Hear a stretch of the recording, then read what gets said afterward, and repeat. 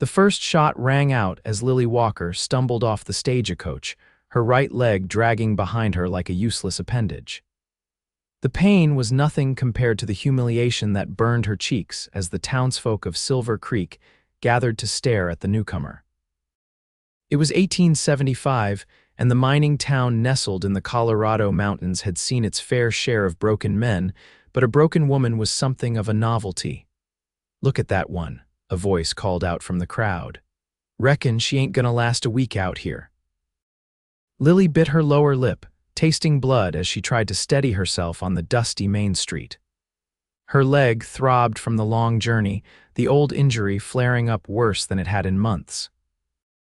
The stagecoach driver had already tossed her single trunk to the ground and was climbing back to his perch, eager to deliver the mail to the next town before nightfall. "Need some help with that trunk, miss," another voice called, followed by mocking laughter. "Might take you till sundown to drag it to wherever you're headed." Tears threatened to spill from Lily's eyes, but she blinked them back furiously. She hadn't come all this way just to crumble at the first sign of cruelty.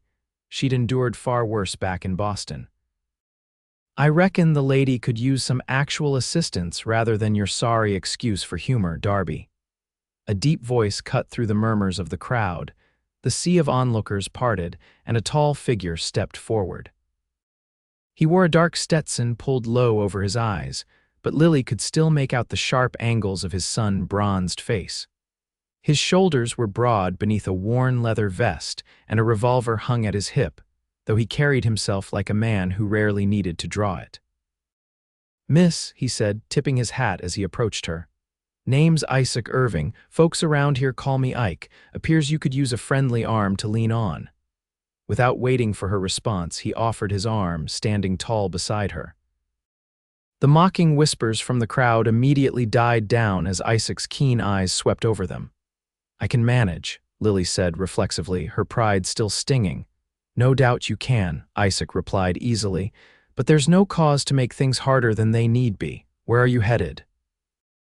Lily hesitated, then relented. "Mrs. Holloway's boarding house. I've arranged to stay there while I set up my practice." Isaac's eyebrows rose slightly. "Practice?" "I'm a physician," Lily said, lifting her chin.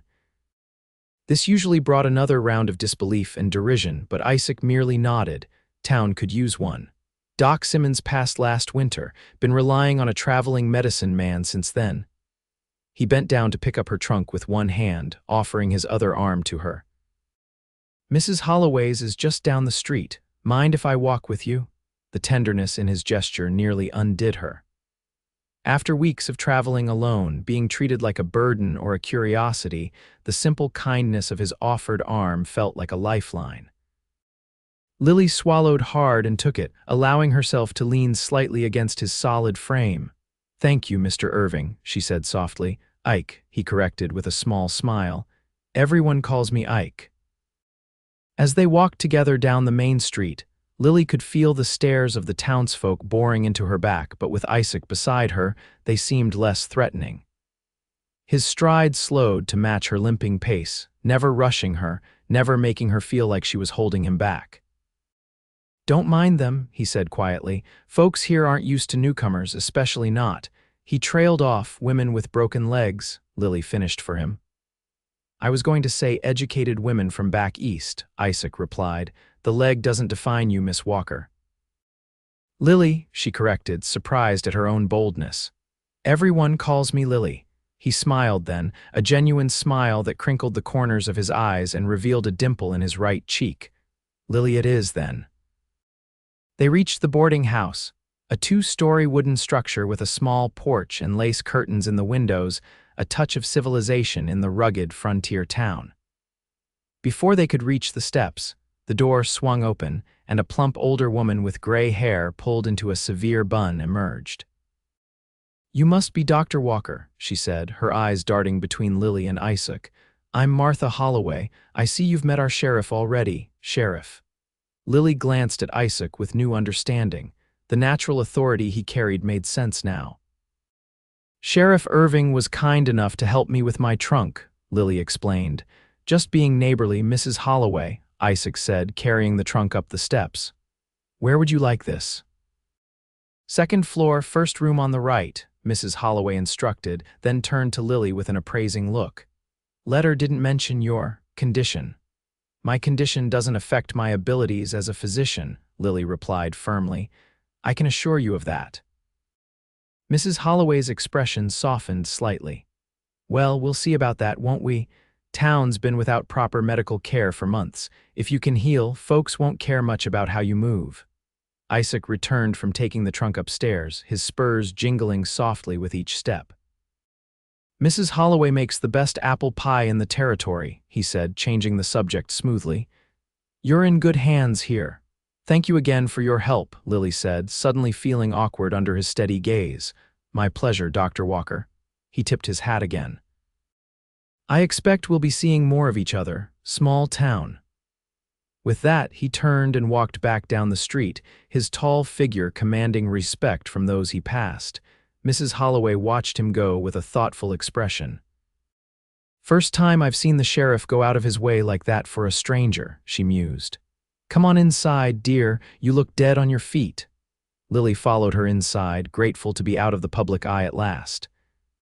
The boarding house was clean and modestly furnished, with a parlor off to one side and a dining room visible through an archway. The scent of baking bread filled the air, making Lily realize how hungry she was after the long journey. "Thank you for taking me in," Lily said as Mrs. Holloway led her upstairs. "I know it's unusual for a woman to practice medicine out here." "Unusual isn't always bad," Mrs. Holloway replied. "This town's seen its share of unusual. What happened to your leg, if you don't mind my asking?" "Childhood accident," Lily said, the familiar explanation rolling off her tongue with practiced ease. "A carriage wheel crushed it when I was 12. The doctors saved it, but it never healed properly." Mrs. Holloway nodded, opening the door to a small but comfortable bedroom. "And it led you to become a doctor yourself?" "Yes," Lily admitted. "I wanted to help others the way those doctors helped me." "Admirable," Mrs. Holloway said. "Well, this is your room. Bathrooms at the end of the hall, shared with two other boarders, both men, but respectable sorts. Meals are at 7, noon, and 6. Anything else you need to know?" Lily looked around the room that would be her home for the foreseeable future. It was sparsely furnished with a single bed, a dresser, a washstand, and a small writing desk beneath the window that overlooked the main street. She could see the sheriff's office from here, she realized, with its wooden sign swinging gently in the breeze. "Where was Dr. Simmons's practice located?" she asked. "I'll need to set up my office as soon as possible." "End of town, small building next to the general store." "His widow kept it locked up after he passed, but I reckon she'd be willing to rent it to you." Mrs. Holloway paused. "Fair warning, though folks around here are set in their ways, might take time for them to trust a woman doctor, especially one who—" She gestured vaguely toward Lily's leg. "I'm used to skepticism," Lily said with a tired smile. "All I ask for is a chance to prove myself." "Well, you'll get that chance soon enough," Mrs. Holloway said, heading for the door. "Rest up, dinner's in an hour." Left alone, Lily sank onto the bed, finally allowing herself to feel the exhaustion of the journey. She massaged her aching leg, wondering not for the first time if she'd made a terrible mistake coming here. Boston had been difficult, with its polite society that viewed her as an oddity at best and an abomination at worst, but at least there had been other educated people, other physicians who respected her abilities if not her gender. Here, she was starting from nothing. She had her medical degree, her instruments, and little else. The town's first impression of her had been exactly what she'd feared, pity mixed with mockery. But then there was Sheriff Irving. The way he'd stepped forward, offered his arm without hesitation, walked beside her at her pace through town. It was a kindness she hadn't expected. He hadn't looked at her with pity or disgust, just calm acceptance. Lily rose and moved to the window, watching as the sheriff crossed the street toward his office. Just before entering, he paused and looked up, as if sensing her gaze. Their eyes met across the distance, and he touched the brim of his hat in acknowledgement before disappearing inside. Perhaps Silver Creek held more promise than she'd initially thought. The next morning dawned clear and bright, sunlight streaming through the thin curtains of Lily's room. She dressed carefully in one of her few good dresses, a navy blue garment with a high collar and practical cut. After pinning her chestnut hair into a neat bun, she strapped on the specially designed brace that helped support her weakened leg. It was uncomfortable and unsightly, but it allowed her to walk with less pain and greater stability. Breakfast at Mrs. Holloway's was a quiet affair. The two other boarders, Mr. Peterson, an elderly banker, and Mr. Cooper, a young telegraph operator, nodded politely but said little. It was clear they were still assessing the unusual new addition to their boarding house. "I thought I'd visit Mrs. Simmons today," Lily announced to Mrs. Holloway as she finished her eggs. "About the doctor's office." "Good idea," Mrs. Holloway agreed. "She lives behind the millinery shop. Her daughter runs it now." Armed with directions, Lily set out into the town. In the clear light of day, Silver Creek revealed itself to be larger than she'd first thought. The main street boasted a general store, 2 saloons, a bank, the sheriff's office, a small hotel, and various other businesses. People were already going about their daily business, and Lily felt their curious stares as she made her way down the boardwalk. She kept her head high, refusing to show how much their scrutiny bothered her. She'd endured far worse during medical school, where professors had openly declared her presence an affront to nature and male students had sabotaged her work at every turn. The millinery shop was a small, neat establishment with fancy hats displayed in the window. A bell tinkled as Lily entered, and a young woman looked up from arranging ribbons. "Good morning," Lily said. "I'm looking for Mrs. Simmons." "Mother's in the back," the young woman replied, her gaze dropping to Lily's leg before quickly returning to her face. "You must be the new doctor folks are talking about. Word travels fast," Lily observed. "It's a small town," the woman said with a shrug. "I'm Rebecca Simmons. My father was the doctor here for 30 years. "I'm sorry for your loss," Lily said sincerely. "I understand he was well respected." Rebecca nodded. "He was, never turned anyone away, no matter if they could pay or not." Her eyes narrowed slightly. "You planning to be that kind of doctor?" "I am," Lily confirmed. "I didn't come here to get rich, Miss Simmons. I came to practice medicine where it's needed." Rebecca seemed to consider this, then nodded toward a curtained doorway. "Mother's through there." Lily thanked her and made her way to the back room, where she found an older woman sitting in a rocking chair, mending a shirt. "Mrs. Simmons?" Lily inquired. "I'm Dr. Lillian Walker. I've recently arrived in town and was hoping to speak with you about your late husband's medical practice." Mrs. Simmons looked up, her weathered face showing the same initial surprise that Lily had grown accustomed to. But to her credit, the older woman recovered quickly, setting aside her mending and gesturing to a chair. "Sit down, Dr. Walker. Rebecca mentioned a lady doctor might be coming to town." She studied Lily with shrewd eyes. "You're younger than I expected." "I'm 26, Lily said. "I graduated from the Women's Medical College of Pennsylvania 3 years ago and have been practicing in Boston since then." "And what brings you all the way out here?" Mrs. Simmons asked. "Not many Easterners choose to leave civilization behind, especially women in your situation." Lily had prepared for this question. "I wanted to go somewhere my skills were truly needed. In Boston, there are many physicians. Here, from what I understand, there are none." Mrs. Simmons nodded slowly. "That's true enough. We've had a traveling medicine man come through every few weeks, but he's more interested in selling tonics than treating patients. Been some deaths that might have been prevented if Henry were still alive." "I'd like to continue your husband's work," Lily said. "Would you consider renting his office to me? I have my own medical instruments and can order whatever supplies I need."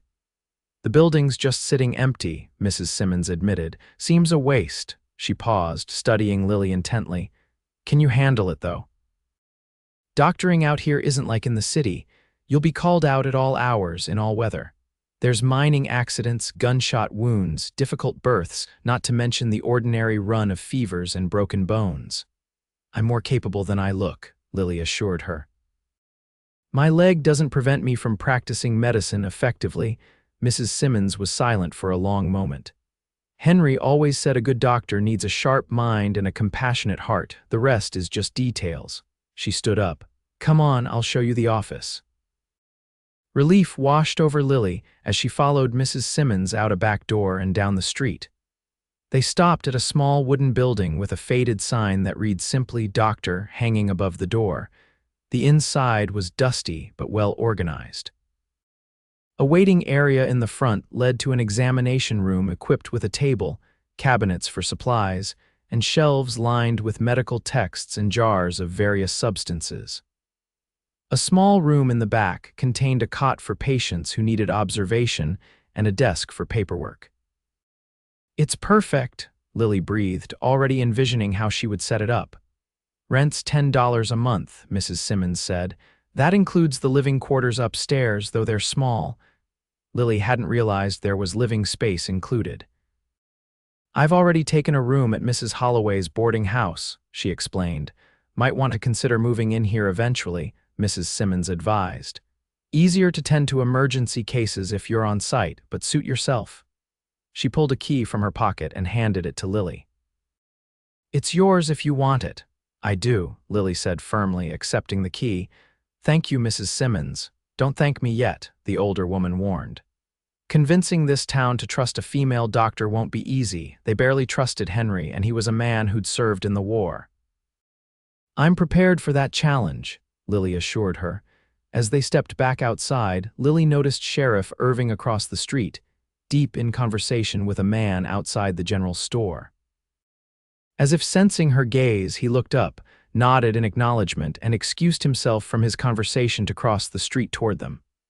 "Morning, Mrs. Simmons," he greeted. "Dr. Walker, getting settled in." "Sheriff Irving," Lily replied, unable to suppress a small smile. "Yes, Mrs. Simmons has kindly agreed to rent me Dr. Simmons's former office." "That's good news," Isaac said. "Town's been needing a proper doctor." Mrs. Simmons gave the sheriff an appraising look. "You think folks will accept a woman doctor, Sheriff?" Isaac's expression remained neutral, but his eyes were kind as they met Lily's. "Folks will accept anyone who can help them when they're hurting bad enough. Dr. Walker will have a chance to prove herself soon enough." He turned to Lily. "In fact, if you're not too busy getting settled, there's a situation that could use your attention." "What kind of situation?" Lily asked, immediately alert. Minor took a fall out at the Sullivan claim. "Nothing too serious from what the messenger said, but he's got a gash that probably needs stitching." Lily nodded decisively. "I can certainly help with that. Let me get my medical bag from the boarding house." "I'll take you out there," Isaac offered. "It's about 2 miles outside of town." Mrs. Simmons watched this exchange with interest. "I'll have Rebecca bring over the key to the medicine cabinet later today," she told Lily. Henry kept it locked with the more valuable medications inside. "Thank you," Lily said gratefully. "I'll return shortly to begin setting up properly." Isaac waited while Lily hurried as fast as her leg would allow back to the boarding house to retrieve her medical bag. When she returned, he had 2 horses waiting outside the sheriff's office. "I assumed you could ride," he said, a question in his voice as his eyes flickered to her leg. "I can," Lily assured him, "though I may need help mounting." Without comment, Isaac interlaced his fingers to create a step for her foot. With his support, she was able to swing herself into the saddle of the gentle-looking mare he'd chosen for her. The pain in her leg flared at the movement, but she kept her expression neutral. "Ready?" he asked once he'd mounted his own horse, a tall chestnut gelding. "Lead the way, Sheriff," Lily replied. As they rode out of town, Lily was acutely aware of the curious stares following them. She wondered what the townspeople made of their new doctor riding out with the sheriff on her first day. "Thank you for this," she said once they were on the open road that led into the foothills. "For the opportunity to show what I can do." Isaac glanced at her, his expression thoughtful beneath the brim of his hat. "No need for thanks. Town needs a doctor and you're a doctor. Simple as that." "Most people don't see it that way," Lily observed. "They see a woman with a bad leg first, a doctor second if at all." "Most people are fools," Isaac said matter-of-factly. "My pa taught me to judge folks by their actions, not their appearance. Your father sounds like a wise man." "He was," Isaac agreed, a touch of sadness in his voice suggesting his father was no longer living. They rode in companionable silence for a while, the landscape opening up around them. Pine-covered hills rose in the distance, and the late summer wildflowers dotted the meadows with splashes of color. Despite the circumstances, Lily found herself enjoying the ride and the spectacular scenery of her new home. "How long have you been sheriff here?" she asked eventually. "Going on 5 years," Isaac replied. "Came out here after the war, worked as a deputy for a spell, then took over when the old sheriff retired." "You fought in the war?" Lily asked, though she could have guessed. There was a disciplined quality to the way he carried himself that spoke of military training. "Union cavalry," he confirmed. "Mustered out in 65, Lily did the math quickly. "You were very young, 18 when I enlisted," Isaac admitted. 21 when it ended, felt a lot older though." Lily could understand that sentiment. She'd felt ancient by the time she'd completed her medical training, having battled not only the rigorous coursework, but also the constant skepticism and hostility from those who believed women had no place in medicine. "What about you?" Isaac asked. "What brings a Boston-educated lady doctor all the way out to Colorado territory?" Lily considered how to answer.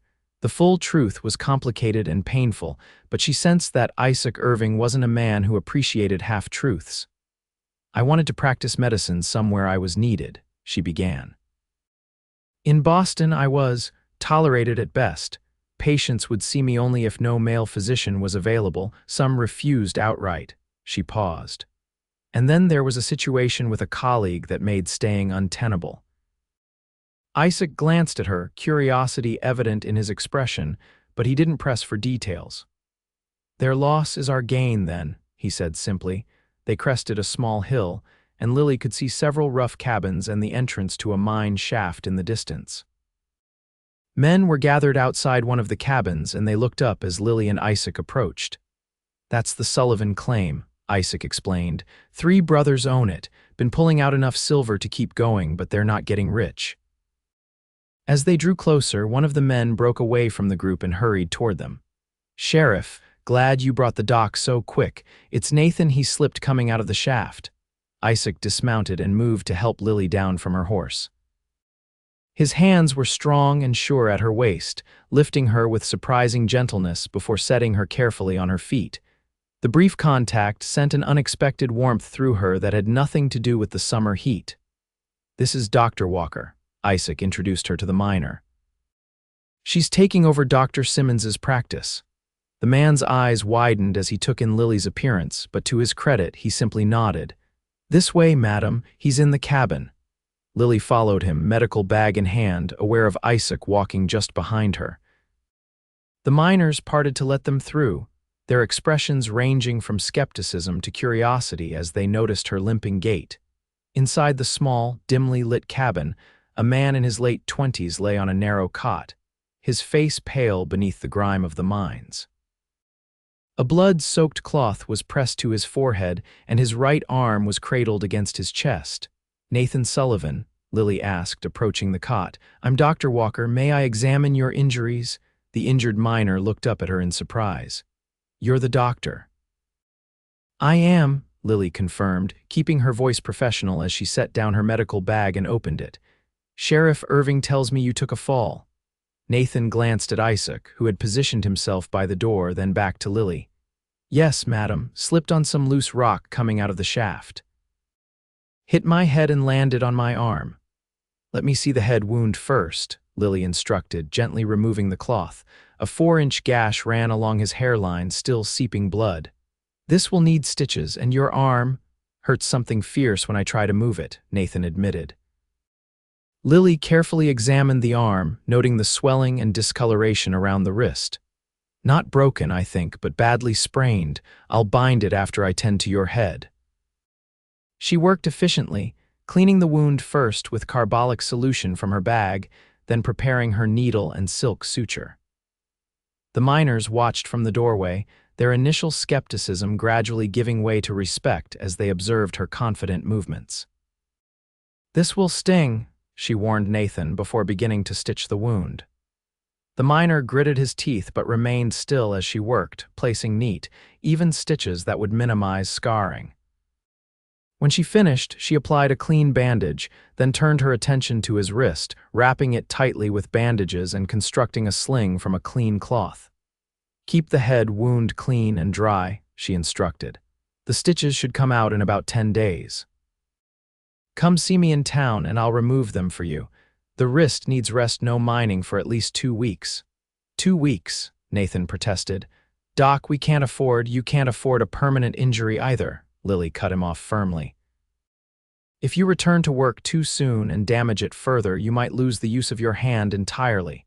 Is that a risk you're willing to take? The miner subsided, shaking his head reluctantly. Good, Lily said, softening her tone. I'll give you something for the pain, but use it sparingly. She measured out a small amount of laudanum into a bottle and handed it to him with instructions. As she packed up her medical bag, one of the other miners, presumably one of Nathan's brothers, approached her. What do we owe you, Doc? He asked. Lily considered. $2 should cover it. It was less than she would have charged in Boston, but she understood the economics of frontier life were different. The man nodded and counted out the money from a worn leather pouch. Thank you for coming out all this way. It's my job, Lily replied simply. Outside the cabin, Isaac was waiting with their horses. The miners watched with undisguised curiosity as he once again helped her mount, his strong hands lingering at her waist perhaps a moment longer than strictly necessary.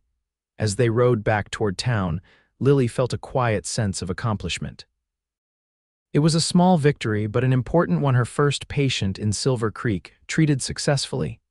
You handled that well, Isaac commented as they rode side by side. It was a straightforward case, Lily replied modestly. I meant the patient, not just the injury, Isaac clarified.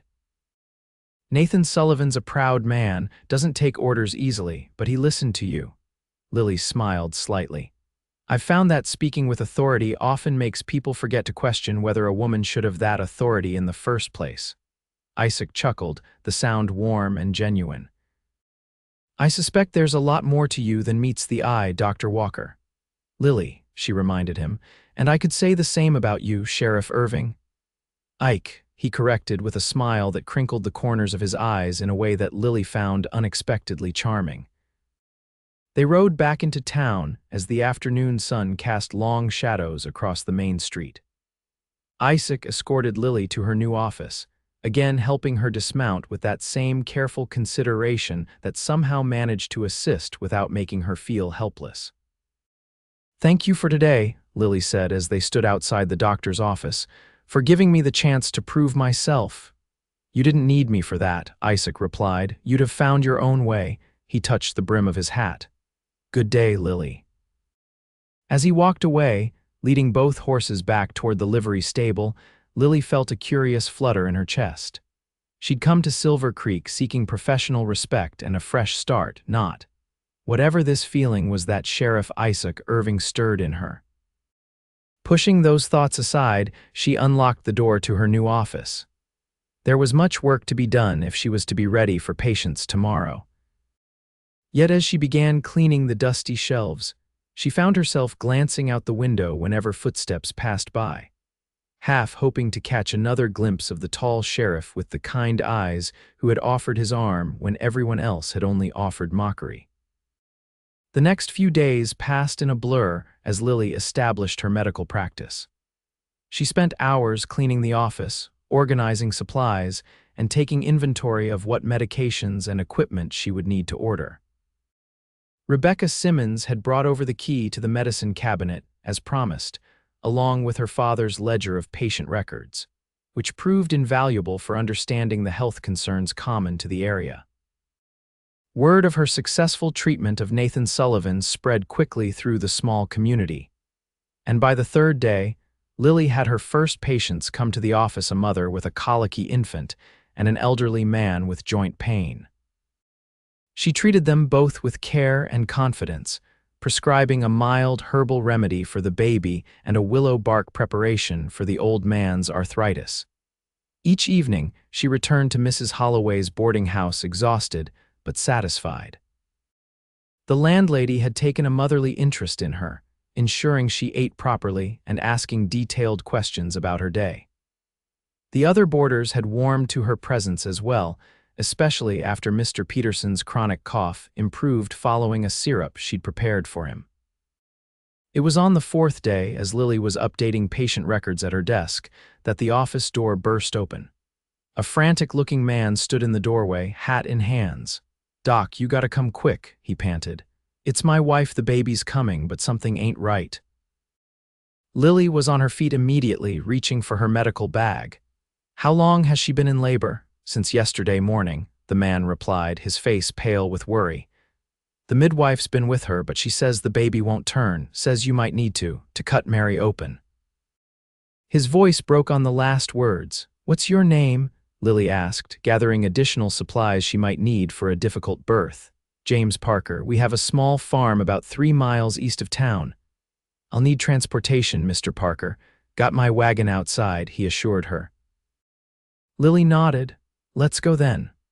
The ride to the Parker farm was tense and bumpy, jostling Lily's bad leg painfully as she sat beside the anxious husband. She used the time to ask about his wife's previous pregnancies and general health, building a mental picture of what she might be facing. When they arrived at the small farmhouse, screams could be heard from within. An older woman met them at the door, her apron stained with blood. "Thank the Lord you've come," she said to Lily. "I'm Widow Jenkins. I've delivered most of the babies in these parts for 30 years, but this one's beyond my skills. The baby's sideways and I can't turn it."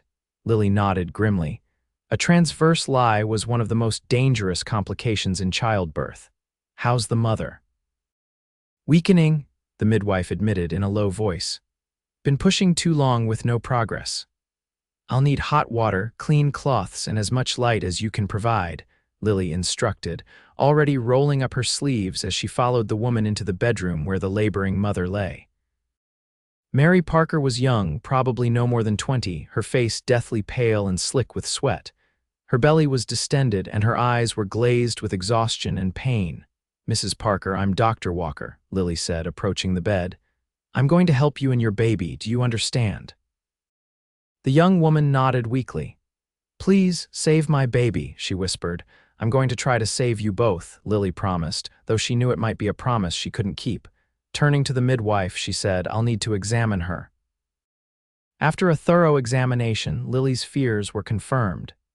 The baby was indeed in a transverse position, and the mother was too exhausted for further labor. A cesarean section might be the only option, but it was a procedure with high mortality rates, especially in these conditions. "I'm going to try one more thing before surgery," Lily decided. "I need everyone to help hold her steady." With the midwife and Mr. Parker holding the woman's shoulders and another farm woman supporting her legs, Lily attempted an external version, carefully manipulating the baby through the abdominal wall to turn it to a head-down position. It was difficult, painful work, requiring all her strength and skill. Just when she was about to give up and prepare for surgery, she felt the baby shift beneath her hands. Mary Parker screamed, but then Lily felt the head engage in the birth canal. "The baby's turned," she announced. "Mrs. Parker, when the next contraction comes, I need you to push with whatever strength you have left." What followed was still a difficult delivery, but within half an hour a baby boy was born, small but alive, his lusty cries filling the small bedroom. After delivering the placenta and ensuring there was no excessive bleeding, Lily cleaned and swaddled the infant before placing him in his exhausted mother's arms. "You have a son, Mrs. Parker," she said softly. "He's perfect."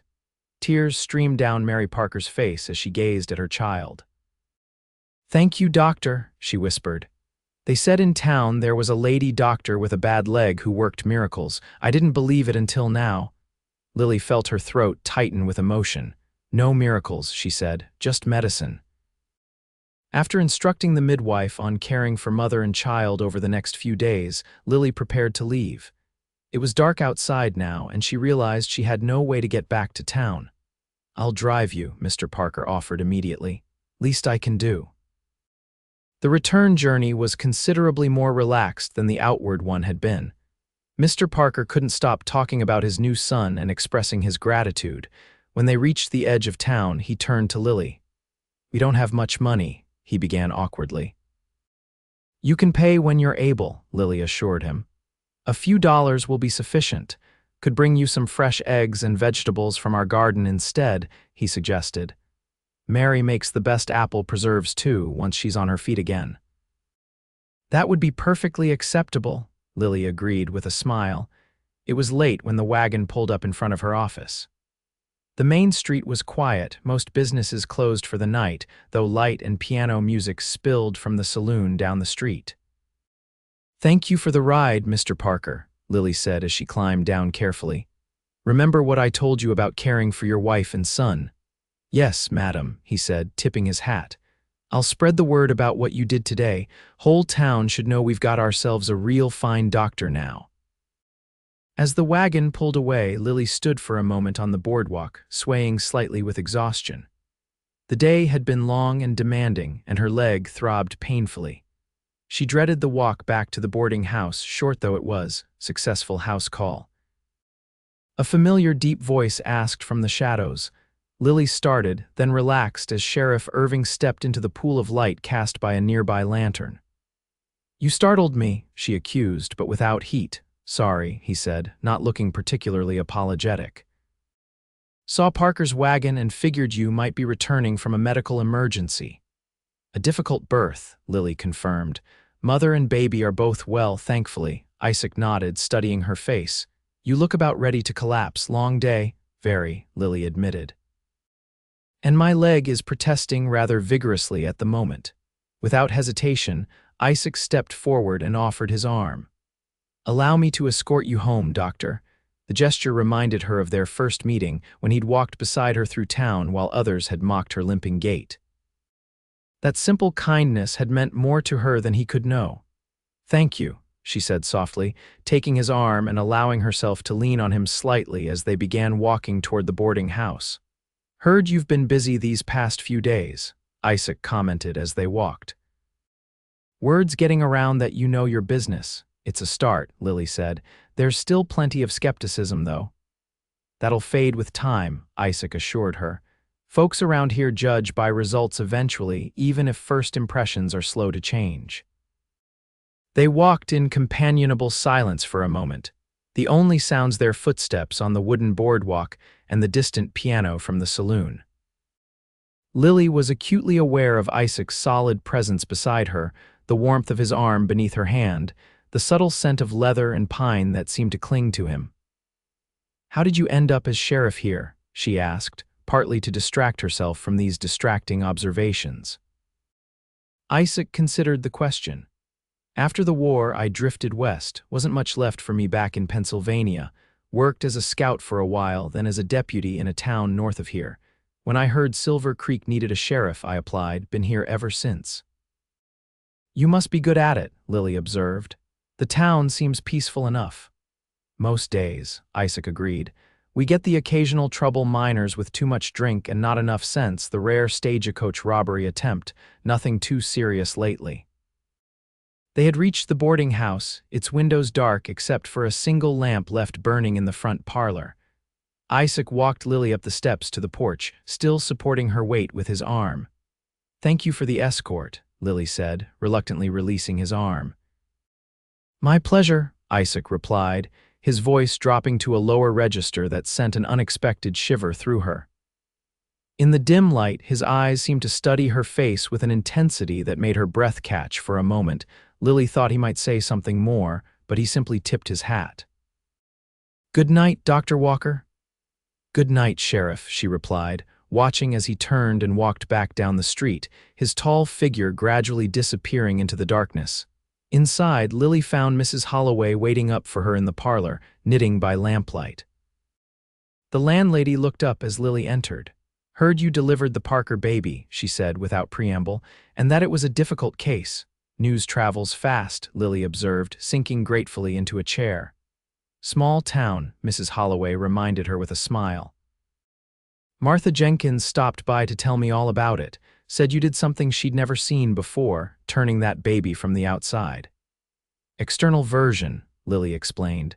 It doesn't always work, but when it does, it can save both mother and child from a much riskier procedure. Mrs. Holloway nodded approvingly. Also heard the sheriff walked you home. Lily felt heat rise in her cheeks.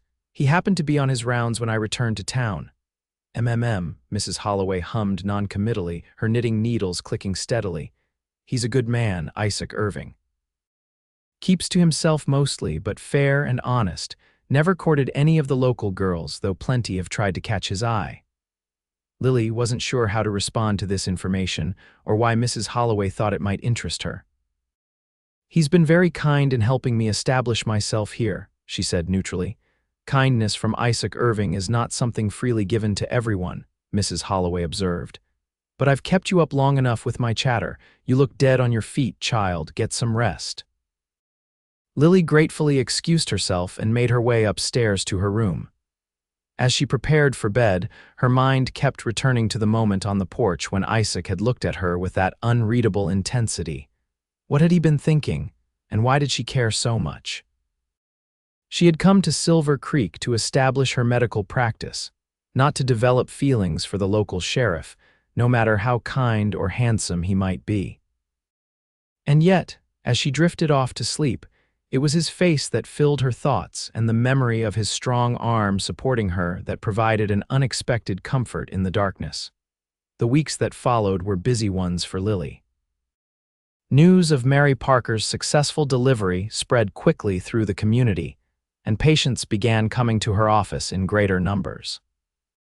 Some still regarded her with skepticism, particularly the older men, but most were willing to give her a chance, especially those with few other options for medical care. She treated everything from minor injuries and childhood illnesses to more serious conditions. A minor with a crushed hand. A case of pneumonia in an elderly woman. A young girl with a mysterious fever that eventually responded to quinine, suggesting malaria picked up during her family's journey west. As she'd promised Mrs. Simmons, Lily never turned away anyone who needed her help, regardless of their ability to pay. Some compensated her with produce, eggs, or fresh game. Others offered services: a repaired roof for her office, new shelving for her supplies, a sign painted with her name and professional designation. Isaac Irving remained a steady presence in her life, though their interactions were often brief. He would tip his hat when they passed on the street, occasionally stop by her office on some pretext or other, and unfailingly offer his arm if he encountered her walking after a particularly long day when her leg was troubling her more than usual. These small kindnesses never felt patronizing coming from him. Unlike others who seemed to view her disability as a defining characteristic, Isaac treated it as simply one aspect of who she was, no more significant than the color of her hair or the sound of her voice. One evening in early October, as Lily was closing her office for the day, she heard the now familiar sound of spurs jingling on the boardwalk outside. A moment later, there was a knock at the door. "Come in," she called, assuming it was a patient with an emergency. Isaac entered, removing his hat as he stepped inside. "Evening, Lily. Hope I'm not interrupting." "Not at all," she assured him, trying to ignore the small thrill that ran through her at his unexpected appearance. "I was just finishing up for the day. Is something wrong?" "Do you need medical attention?" "Nothing like that," he said with a small smile. "I actually came to invite you to dinner." Lily blinked in surprise. "Dinner at the hotel restaurant," Isaac clarified. "They do a decent steak on Saturday nights." "Thought you might appreciate a meal you don't have to share with the entire boarding house for a change." Lily hesitated, uncertain how to interpret the invitation. Was this simply a friendly gesture toward a newcomer, or something more? And if it was something more, was she prepared for what that might mean? "That's very kind of you," she said carefully, "but I wouldn't want to impose on your evening." "It wouldn't be an imposition," Isaac replied, his blue eyes holding her steadily. "It would be my pleasure." There was something in his expression that made Lily's heart beat a little faster. "In that case," she heard herself saying, "I accept." His smile widened, transforming his usually serious face. "Good. Shall I call for you at the boarding house in an hour?" "That would be fine," Lily agreed, suddenly very conscious of her rumpled work dress and hair that had long since escaped its pins after a busy day. After Isaac left, Lily locked up the office and hurried back to the boarding house as quickly as her leg would allow. Mrs. Holloway raised an eyebrow when Lily explained she would not be joining them for dinner. "The sheriff finally worked up the courage to ask you to dine with him, did he?" the landlady remarked with a knowing smile. "Been wondering how long that would take." "It's just dinner," Lily protested weakly. "A friendly gesture." "Of course it is," Mrs. Holloway agreed, not sounding convinced in the slightest. "You'd better hurry and change. That blue dress with the lace collar would be suitable, I think."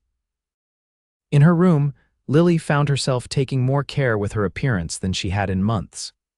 She washed away the day's dirt and sweat, arranged her hair in a more becoming style, and following Mrs. Holloway's suggestion, put on the blue dress she usually reserved for Sundays.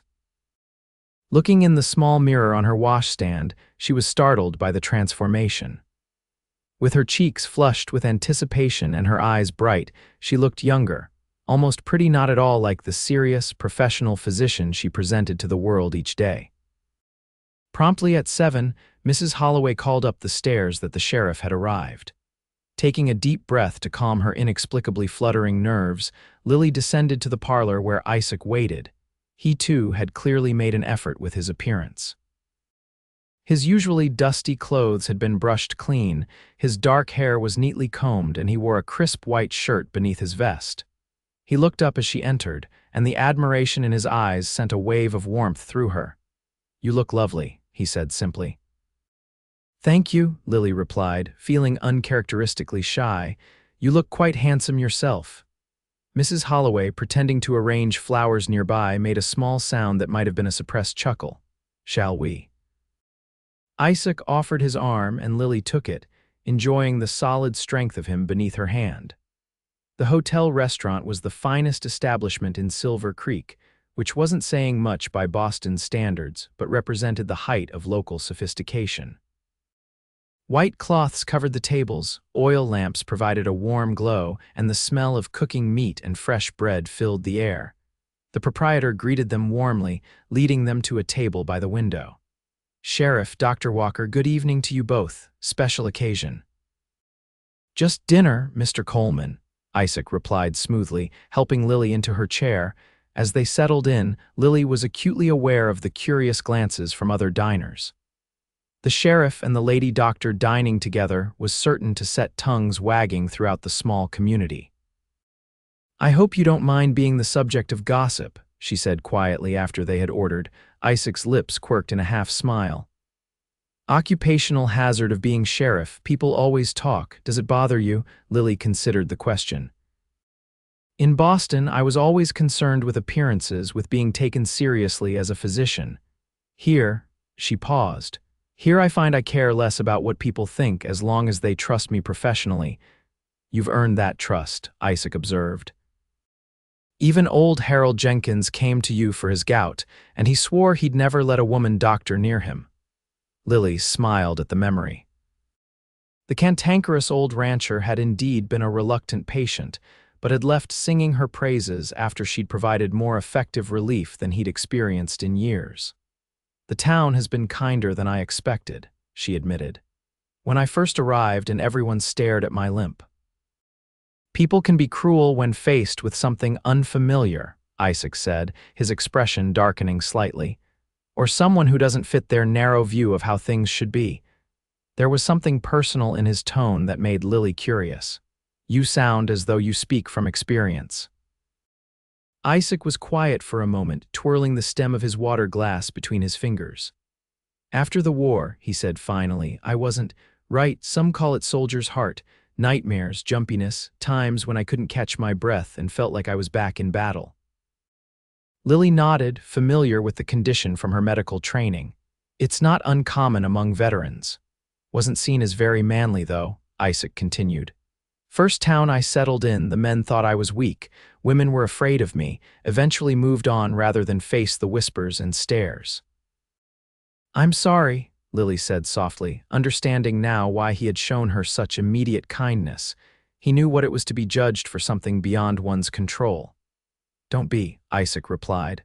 "Led me here eventually. Found a place where people judge a man by what he does, not what he's been through." "And do you still suffer from it?" Lily asked gently. "The soldier's heart, less than before," he said. Still have nights when the dreams come, but they're fewer now, learning to live with it, I suppose. Their food arrived, then steaks with potatoes and greens for them both, with a bottle of wine that Isaac had ordered. As they ate, the conversation turned to lighter topics. Isaac told amusing stories about the town's early days and its more colorful inhabitants. Lily shared tales of her medical school adventures, making him laugh with accounts of how she and her fellow female students had outwitted professors who tried to sabotage their education. It was the most relaxed and enjoyable evening Lily had experienced since arriving in Silver Creek. Isaac proved to be not only kind but also intelligent and surprisingly well-read, able to discuss everything from current medical theories to Shakespeare. "You're not what I expected from a frontier sheriff," Lily commented as they shared an apple pie for dessert. "And what did you expect?" Isaac asked, a glint of humor in his eyes. "Someone less nuanced," Lily admitted. "The dime novels that make their way east depict Western lawmen as either perfect heroes or terrible villains with little in between. Reality is rarely so simple," Isaac observed. "Most of us are just trying to do our best with what we have." He paused. "What about you? What brought you all the way from Boston, really? You mentioned a situation with a colleague, but I sense there's more to the story." Lily hesitated. She had revealed the full truth to no one in Silver Creek, but something about Isaac's quiet presence made her want to confide in him. "There was a man," she began slowly. "Dr. James Harrington, a senior physician at the hospital where I worked. At first, he seemed supportive of my career, one of the few who treated me as an equal. He paid attention to me in a way few men ever had." Isaac watched her face carefully, saying nothing, allowing her to continue at her own pace. "I was flattered," Lily admitted, "and lonely. When he began to court me, I believed his intentions were honorable. Then I discovered he was married with a wife in another state." She swallowed hard. "When I confronted him, he became angry, said I should be grateful for any attention given my condition. That no other man would want a crippled woman." Isaac's expression hardened. "He was wrong," he said, his voice low and intense. "Perhaps," Lily said, trying to sound detached though the memory still stung. "But the damage was done. He used his influence to undermine me at the hospital. Patients were directed away from my care. Nurses were told not to assist me. Eventually, it became clear I would never advance my career there." "So you came west," Isaac concluded. "So I came west," Lily agreed. "A fresh start where no one knew me or Dr. Harrington." "For what it's worth," Isaac said, reaching across the table to cover her hand with his, "I think you're remarkable. Your leg doesn't define you any more than my war memories define me." The warmth of his hand on hers sent a pleasant shiver up Lily's arm. "Thank you," she said softly. "That means a great deal coming from you." They lingered over coffee until the restaurant began to empty. When the bill came, Lily reached for her purse, but Isaac stopped her. "My invitation, my treat," he insisted. Outside, the night was clear and cool, stars blazing overhead in a way they never did in Boston with its coal smoke and gas lamps. Isaac offered his arm for the short walk back to the boarding house, and Lily took it, grateful not only for the physical support but also for his steady presence beside her. "Thank you for a lovely evening," she said as they reached the porch. "I can't remember the last time I enjoyed myself so much." "The pleasure was mine," Isaac replied. He hesitated, then added, "I'd like to do it again if you're amenable." Lily looked up at him, at his earnest expression illuminated by the soft glow spilling from the parlor window.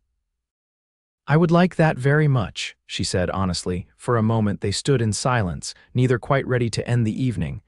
Then, with a gentleness that brought tears to Lily's eyes, Isaac lifted her hand to his lips and pressed a kiss to her knuckles. "Good night, Lily," he said softly. "Good night, Isaac," she replied, her voice barely above a whisper. As she watched him walk away, Lily felt something unfurling in her chest, a warmth, a hope she had thought long extinguished after her experience with Dr. Harrington. It frightened her a little, this feeling, but there was joy in it too, and a sense of possibility that had been missing from her life for too long. Inside, Mrs. Holloway was still up, pretending to read but clearly waiting for Lily's return. The landlady took one look at Lily's face and smiled knowingly. "Had a nice evening, did you?" she asked. "Yes," Lily replied simply, unable to keep a small smile from her lips. "Very nice indeed." The days that followed took on a new sweetness for Lily. Her medical practice continued to thrive, with more patients coming to trust her skills each day. But it was the growing closeness with Isaac that truly transformed her experience of Silver Creek. They began spending more time together, finding moments amid their busy schedules. Sometimes it was just a shared cup of coffee when Isaac stopped by her office in the morning. Other times, it was a proper outing, a ride into the countryside on a Sunday afternoon, dinner at the hotel, or an evening listening to a traveling musician who had stopped in town. Through it all, Isaac treated her with a respect and consideration that Lily found both refreshing and deeply attractive. He never made her feel less capable because of her leg, but he also didn't pretend her disability didn't exist. When she was tired and her leg pained her more than usual, he would quietly offer his arm without making a fuss. When she was managing well, he let her be independent, never hovering or overprotecting. The town noticed their budding relationship, of course. Lily became aware of speculative glances and hushed conversations that stopped when she entered a room. But unlike in Boston, where such gossip would have been malicious, the attitudes in Silver Creek seemed largely approving. About time the sheriff found himself a good woman, she overheard Mrs. Jenkins telling another customer at the general store. And Dr. Walker's a fine match for him, smart as a whip and kind-hearted too. Even Rebecca Simmons, who had initially been reserved in her acceptance of Lily, softened toward her. "My father would have liked you," she told Lily one day when bringing some supplies to the office. "He always said medicine needed more compassion, not less." As autumn deepened, bringing cooler days and occasional light snowfall, Lily found herself contemplating a future in Silver Creek that extended beyond her original plan of staying just long enough to establish herself professionally before moving on to a larger town. There was a contentment in her life now that she had never expected to find in this rough frontier community. One crisp November afternoon, as Lily was finishing with her last patient of the day, a young cowhand with a dislocated shoulder she had set back into place, Isaac appeared at her office door. He waited patiently until she had finished giving instructions about resting the arm and applying cold compresses. "Sheriff," the cowhand nodded respectfully as he passed Isaac on his way out, his arm now in a sling. "Johnson," Isaac acknowledged, "shoulder giving you trouble again." "Yes, sir, but the doc here fixed me right up," the young man replied with an admiring glance at Lily. Hardly hurt at all the way she did it. After he left, Isaac turned to Lily with a smile. "You've won over even the cowboys now. Your conquest of Silver Creek is nearly complete." Lily laughed, removing her apron and hanging it on a hook. "Hardly a conquest, more of a gradual acceptance." "Either way, you've become indispensable," Isaac said. He seemed somewhat nervous, Lily noticed, fidgeting with his hat in a way that was uncharacteristic of his usual composure. "Is everything all right?" she asked, concerned. "Yes," he assured her quickly. I was wondering if you might join me for a ride tomorrow. There's a place not far from town I'd like to show you." Tomorrow was Sunday, the day Lily typically reserved for rest and catching up on medical journals, but something in Isaac's expression made her curious. "I'd be delighted," she said. "What time?" "After church," he suggested. "I could bring the horses around to the boarding house about 1 o'clock. We'll need to take some food, it's a bit of a journey." "I'll ask Mrs. Holloway to pack us a basket," Lily agreed. "Is there anything else I should bring?" "Just a warm coat," Isaac said. "It might be cool up there." The next day dawned bright and clear, perfect for an outing. After attending the small church service, where Lily now sat beside Isaac as a matter of course, she changed into her riding clothes and waited on the boarding house porch. Mrs. Holloway had provided a generous picnic basket, along with a knowing smile that suggested she suspected this was more than an ordinary excursion. Isaac arrived precisely at 1, leading 2 saddled horses, his chestnut gelding and the gentle mare Lily had come to think of as her own mount.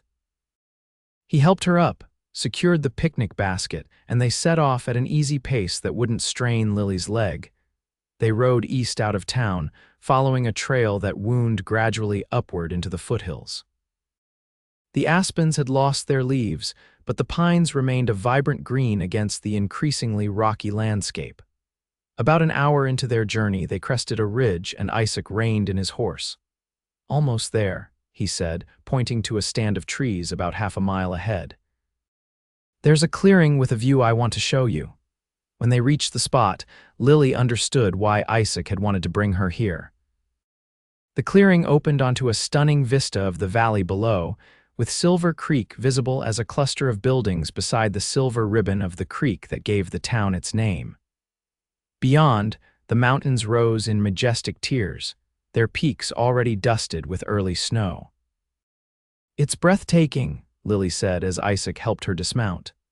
"I found this place my first year here," Isaac explained, tethering the horses to a nearby tree. "Come up sometimes when I need to think or just get away from being sheriff for a while." He spread a blanket on a flat rock that formed a natural bench overlooking the view, then helped Lily settle before unpacking the food. Mrs. Holloway had provided cold chicken, fresh bread, apple turnovers, and a bottle of cider. They ate in companionable silence for a while, enjoying the peaceful setting and spectacular scenery. Lily sensed that Isaac had something on his mind, but she didn't press him, content to wait until he was ready to share his thoughts. Finally, after they had finished eating and packed away the remains, Isaac turned to face her directly. "Lily," he began, his voice serious, "I brought you up here because this place is special to me and you've become special to me too." Lily's heart began to beat faster. "You've become special to me as well, Isaac," she said softly. He took her hand in his touch warm and reassuring. "When you first came to town, I admired your courage, the way you held your head high despite the whispers and stares. Then I came to admire your skill as a physician, your compassion, your intelligence." He paused, seeming to gather his thoughts. "Now I find I admire everything about you. In fact, it's more than admiration. I've fallen in love with you, Lily Walker." Though she had begun to hope, to suspect that his feelings matched her own, hearing the words spoken aloud still took Lily's breath away. "Isaac," she whispered. "I know it hasn't been that long," he continued quickly, "and if you need time, I understand, but I wanted you to know how I feel. I love you, and if you could see your way to considering a future with me, it would make me the happiest man in Colorado territory." Tears welled in Lily's eyes, not of sadness, but of a joy so intense it was almost painful. For so long, she had believed that her leg and the bitter experience with Dr. Harrington had closed the door on this kind of happiness for her. Yet here was this good, honorable man looking at her as though she were the most precious thing in his world. "I love you too," she said, her voice thick with emotion. "I've tried to be cautious to protect my heart, but you've made it impossible not to fall in love with you." The smile that broke across Isaac's face was radiant. Gently, he raised a hand to cup her cheek, his thumb brushing away a tear that had escaped. "May I kiss you, Lily?" he asked, his voice low. In answer, she leaned forward, closing the distance between them. His lips met hers with exquisite tenderness, a kiss that spoke of reverence and promise and a love that saw beyond superficial imperfections to the person beneath. When they finally parted, Isaac rested his forehead against hers, his eyes closed as if savoring the moment. "I never thought I'd find this," he murmured. "After the war, I figured some parts of life just weren't meant for me anymore." "I felt the same way," Lily admitted, "especially after what happened in Boston." Isaac drew back slightly to look into her eyes. "We were both wrong," he said simply. "Sometimes the things we think are broken beyond repair are just waiting for the right person to help heal them." They stayed on the mountaintop until the sun began to sink toward the western peaks, talking of their pasts, their hopes, their dreams for a future that now seemed brighter than either had dared imagine. When it was time to return to town, Isaac helped Lily back onto her horse, his hands lingering at her waist a moment longer than necessary. "I have something else to ask you," he said as they began the journey back, "but it can wait for another day." Lily looked at him curiously. You've made me intrigued now, Isaac smiled mysteriously. Good, something to look forward to.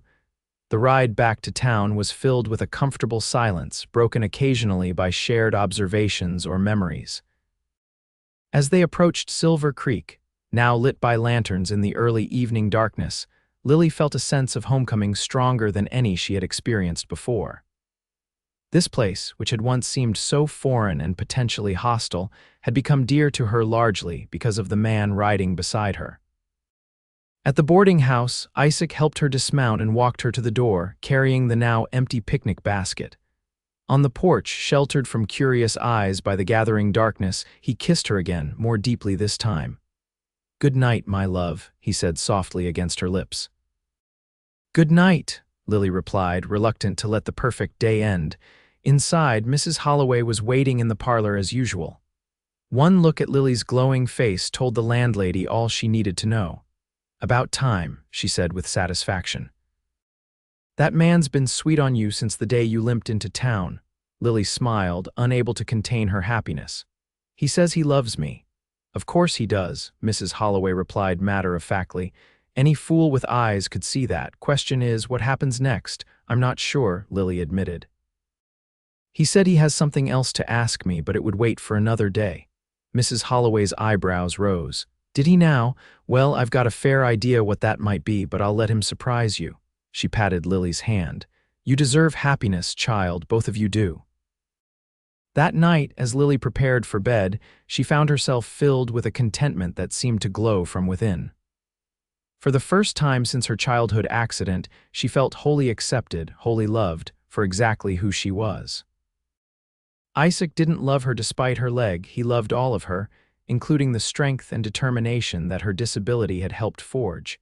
She fell asleep with a smile on her lips, dreaming of mountain vistas and the warmth of Isaac's kisses. The following week passed in a happy blur for Lily.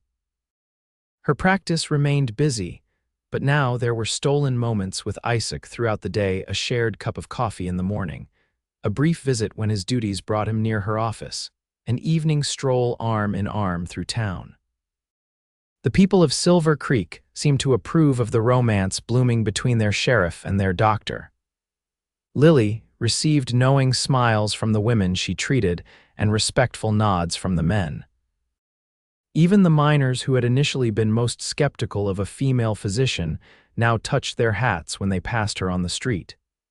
It was on the following Sunday that Isaac's mysterious "something else to ask" became clear. They had attended church together as usual, and afterward Isaac suggested a walk by the creek that gave the town its name.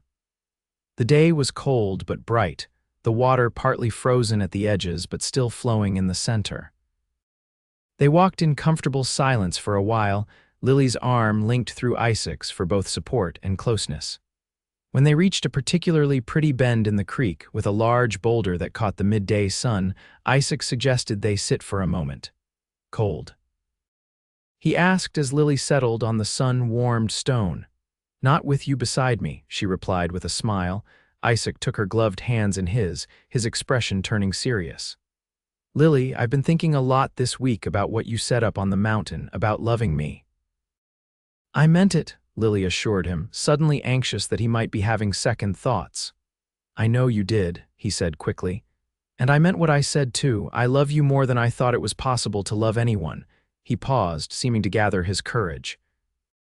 "That's why I want to ask you something important." He released her hands and reached into his coat pocket, withdrawing a small velvet box. Lily's breath caught in her throat as he opened it to reveal a delicate gold ring set with a small but perfect diamond. "Lillian Walker," Isaac said, his voice steady despite the emotion evident in his eyes. "Would you do me the extraordinary honor of becoming my wife?" Though she had begun to suspect this might be his question, hearing the words spoken aloud still sent a wave of joy through Lily so intense it brought tears to her eyes. "Yes," she said without hesitation. "Yes, Isaac, I will marry you." His face broke into a radiant smile as he slipped the ring onto her finger, then drew her into his arms for a kiss that promised a lifetime of love and companionship. When they finally parted, Lily looked down at the ring now adorning her hand. "It's beautiful," she said softly. It was my mother's, Isaac explained. My father gave it to her when they were courting in Pennsylvania before they moved west. She always said it should go to the woman I loved enough to spend my life with. I'm honored, Lily said, deeply touched by the sentiment. Are your parents still living? Isaac shook his head. They both passed before the war, but they would have loved you, Lily. My mother especially would have admired your determination. They sat together on the boulder for a long time, making plans for their future. Isaac owned a small house on the edge of town that he had built himself when he first became sheriff. It wasn't large, he explained somewhat apologetically, but it had 2 bedrooms and a good-sized kitchen with a view of the mountains from the back porch. We could add on, he suggested. Maybe a proper doctor's office connected to the house so you wouldn't have to go into town in bad weather. Lily was touched by his thoughtfulness. That sounds perfect, she said. Though I'd like to keep the office in town as well, at least for now. It's convenient for emergencies. Whatever you want, Isaac agreed readily. I don't expect you to give up your practice. It's part of who you are. This unconditional acceptance of her professional identity was yet another reason Lily loved him. So many men, even those who claimed to be progressive, expected a woman to set aside her career upon marriage. Isaac clearly had no such expectations. When? She asked simply. As soon as you're ready, Isaac replied, though we should probably give Mrs. Holloway time to help plan the wedding. I think she'd be disappointed if we eloped, Lily laughed, picturing the landlady's reaction to such news. You're right about that. She's taken quite a maternal interest in both of us. She's a good woman, Isaac said, lost her husband and son in the war. Thinks of all her boarders as family now, I reckon. They decided on a December wedding just before Christmas. It would be a simple ceremony in the small church, followed by a celebration at the hotel. Neither had extensive family to invite. Isaac had a brother in California who probably wouldn't be able to make the journey, and Lily had only a distant aunt in Boston who had never approved of her medical career. But they had friends in Silver Creek now, people who had come to care for them both. It would be more than enough to be surrounded by this community that had become home. When they returned to town, hand in hand with Lily's ring gleaming in the winter sunlight, the news spread quickly. Mrs. Holloway was indeed delighted and immediately began making lists of what needed to be done before the wedding. Mr. Peterson offered to give Lily away since she had no father or brother to perform the role. Rebecca Simmons volunteered to help with Lily's dress, having once worked as a seamstress back east. That evening, Isaac and Lily sat together on the boarding house porch swing, wrapped in blankets against the cold, watching stars appear in the darkening sky. Happy? Isaac asked, his arm around her shoulders.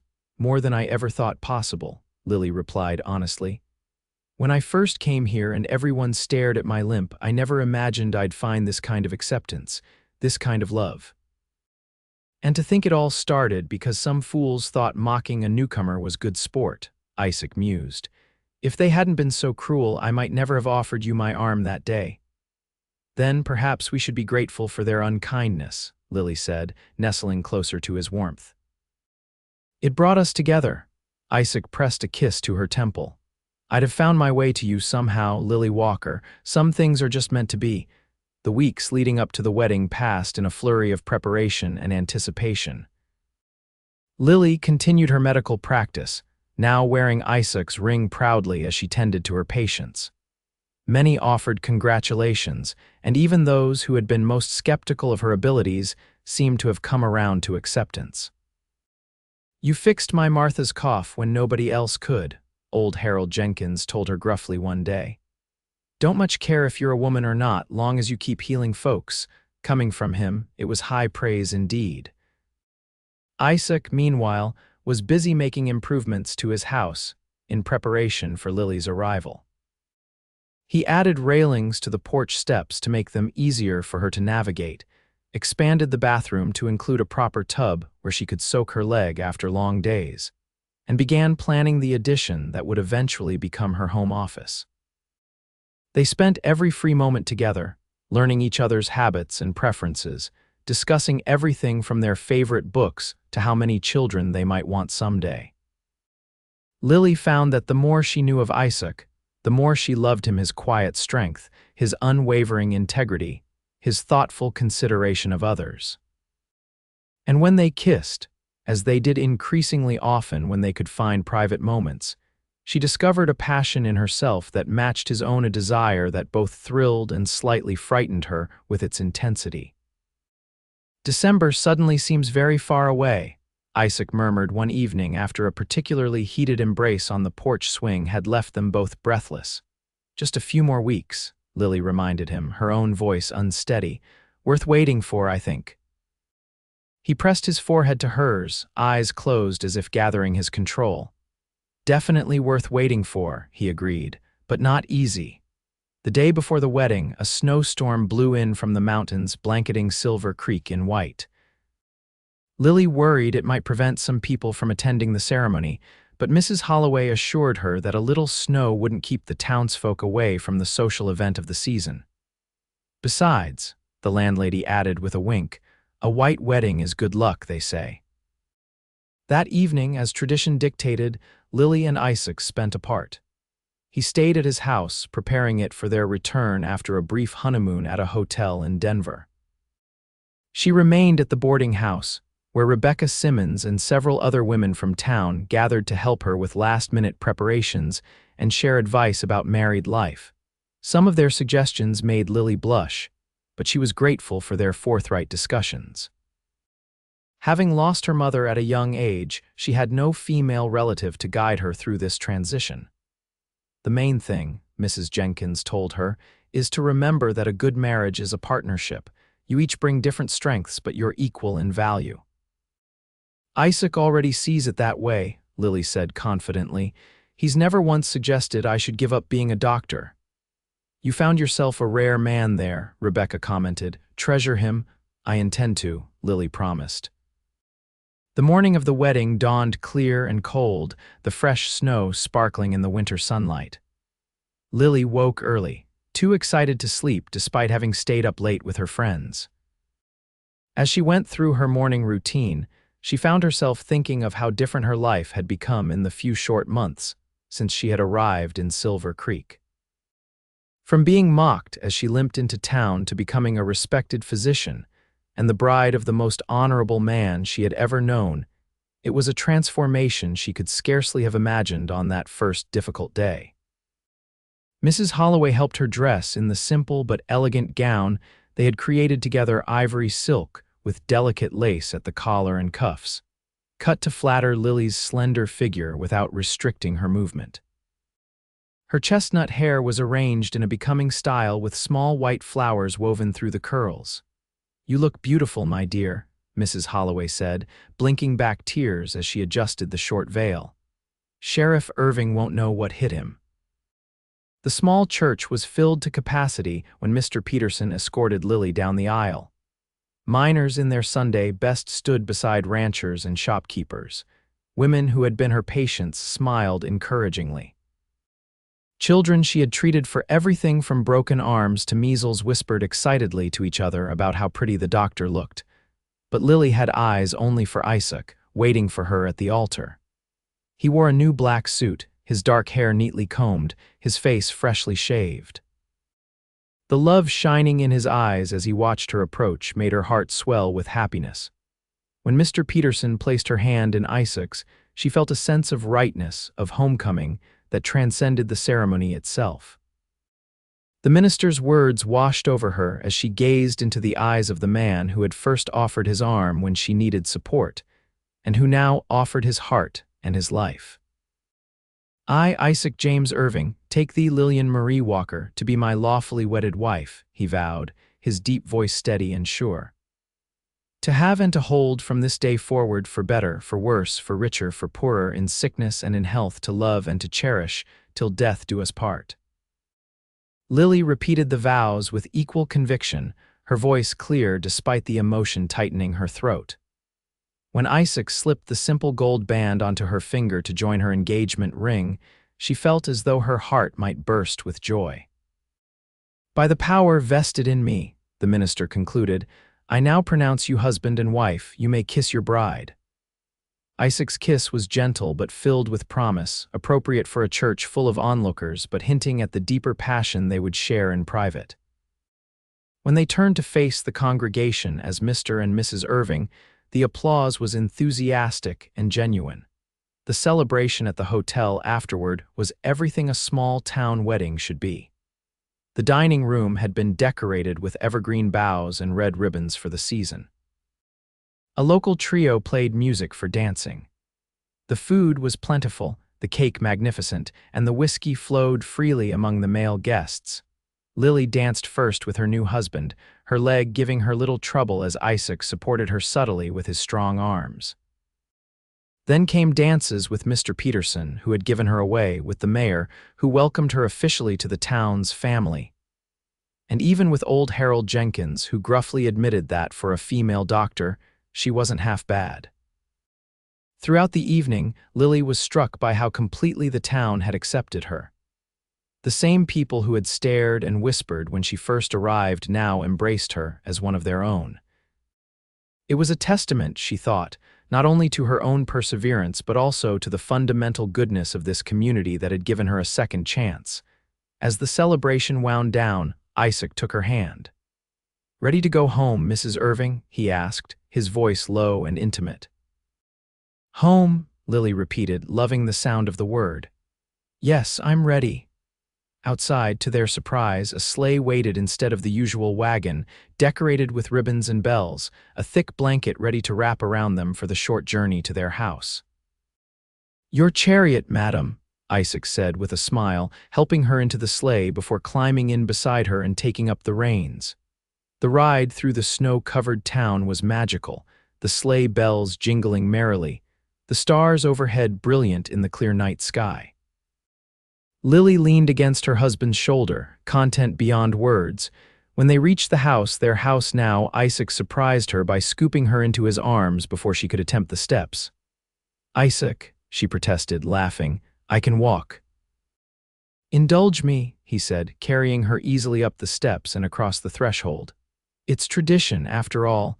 Inside, the house was warm and welcoming. A fire had been laid in the hearth, ready to be lit. Fresh flowers, a luxury in December, stood in a vase on the table. Candles waited to be ignited, promising to bathe the room in soft, golden light. Isaac set Lily gently on her feet but kept his arms around her. "Welcome home, Dr. Irving," he said softly. "I like the sound of that," Lily admitted, reaching up to touch his face. "Though professionally I may keep using walker so patients don't get confused." "Whatever you prefer," Isaac agreed easily.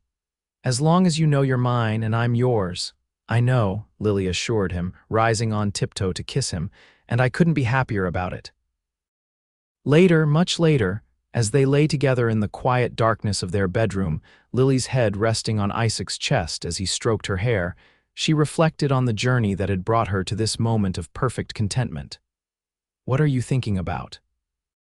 Isaac murmured, sensing her contemplative mood. "About how sometimes the most painful chapters of our lives lead us to the most beautiful ones," Lily replied. "If I hadn't been injured as a child, I might never have become a doctor. If I hadn't faced rejection in Boston, I might never have come west. If those men hadn't mocked me that first day in Silver Creek. I might never have offered you my arm," Isaac finished for her, "and we might never have found each other." "Exactly," Lily said, pressing a kiss to his chest above his heart. "Every hardship led me here to you, and I wouldn't change a single step of the path, difficult though some of them were." Isaac tightened his arms around her. "Nor would I," he said softly. "Every battle, every nightmare, every lonely day was worth it, knowing they were all leading me to you." As she drifted towards sleep in her husband's embrace, Lily thought again of that first day in Silver Creek, how hopeless and isolated she had felt as the townsfolk stared and whispered about her limping gait. How one act of kindness from a tall, quiet sheriff had begun to change everything. They had mocked her for limping into town, but the cowboy had offered his arm and walked beside her. And in doing so, he had walked straight into her heart, bringing healing and wholeness where once there had been only pain and brokenness. It was, Lily decided as sleep claimed her, the most beautiful kind of medicine, the remedy of love, freely given and joyfully received. 5 years later, the sound of children's laughter drifted through the open window of Lily's home office as she finished writing notes on her last patient of the day. Looking up, she smiled at the sight of Isaac in the backyard, their 3-year-old daughter Emma perched on his shoulders as he galloped around pretending to be a horse. Nearby, their 1-year-old son James sat on a blanket, clapping his hands in delight at his father and sister's antics. 5 years of marriage had only deepened Lily's love for Isaac. He remained the same steady, honorable man who had first offered his arm to a limping newcomer, though silver now threaded his dark hair at the temples, and the responsibilities of fatherhood had added new dimensions to his character. Setting aside her notes, Lily rose and made her way outside, her leg bothering her less than usual today thanks to the warm spring weather. The house had grown along with their family. The promised addition for her home office had been completed within their first year of marriage, and a nursery had been added when Emma was on the way. "Mama," Emma cried from her perch on Isaac's shoulders, "Papa's being a wild horse." "I can see that," Lily laughed. "Be careful with your rider, wild horse." Isaac winked at her, then carefully lowered Emma to the ground. "Go see if James wants to play with the wooden blocks," he suggested to their daughter, who immediately ran to her baby brother with all the enthusiasm of a loving big sister. As the children played together on the blanket, Isaac came to stand beside Lily, slipping an arm around her waist. "Busy day?" he asked, pressing a kiss to her temple. "The usual assortment," Lily replied, leaning into his embrace. "Mrs. Thompson's arthritis, young Billy Wilson's broken finger from getting it caught in a door, and Mr. Jenkins complaining about his gout again." "Still coming to you after all these years," Isaac observed. "Remember when he swore he'd never let a woman doctor treat him?" Lily smiled at the memory. "People change. This whole town has changed since I first arrived," it was true. Silver Creek had grown considerably in the past 5 years, with a new school, a proper hotel replacing the old one, and even a small hospital that Lily had helped establish with funds from a wealthy mine owner whose life she had saved after a cave-in. She now shared her practice with a young male doctor from Denver, allowing her to spend more time with her family while ensuring the town had adequate medical care. "You changed it," Isaac said, watching their children play. "You showed them that sometimes the most unlikely newcomers bring the greatest gifts." "We changed it together," Lily corrected him. "The limping doctor and the sheriff with the soldier's heart, quite a pair we made." Isaac turned to face her fully, his eyes as warm and loving as they had been on their wedding day. "The best decision I ever made was offering my arm to you that day," he said softly, "though I had no idea where it would lead." "To here," Lily said simply, gesturing to their home, their children, the life they had built together. "To everything I never dared to dream I could have." As the afternoon sun bathed their little family in golden light, Lily thought back to the uncertain young woman who had stepped off the stagecoach 5 years ago, bracing herself against the mockery her limping gait always inspired. How far she had come since then, not just in the respect she had earned as a physician, but in the love she had found with Isaac, in the family they had created together, in the deep sense of belonging she now felt in this community. Emma came running over, dragging a wooden toy that needed fixing. As Isaac knelt to help her, James crawled determinedly toward Lily, his little face alight with achievement. She bent to scoop him up, her heart full to bursting with love for these 3 people who were her world. This was her legacy. Lily realized not just the patients she had healed or the medical knowledge she had brought to this frontier town, but the love she had both given and received. The mockery of that first day had long since faded into insignificance, overshadowed by the countless moments of kindness, respect, and love that had followed. In the end, it wasn't about how she walked through life, but who walked beside her.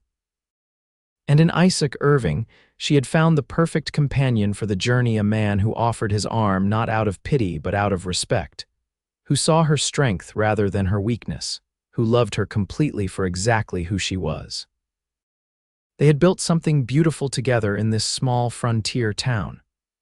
Something that would endure long after they were gone, in the lives they had touched, the children they had raised, the example they had set of how love could transform not just two people, but an entire community. As the sun began to set over the mountains, painting the sky in brilliant hues of orange and gold, Isaac came to stand beside Lily once more, their children gathered close. Together, they watched the day end and the first stars appear, a family bound by love that had begun with a simple act of kindness on a dusty street in a town called Silver Creek.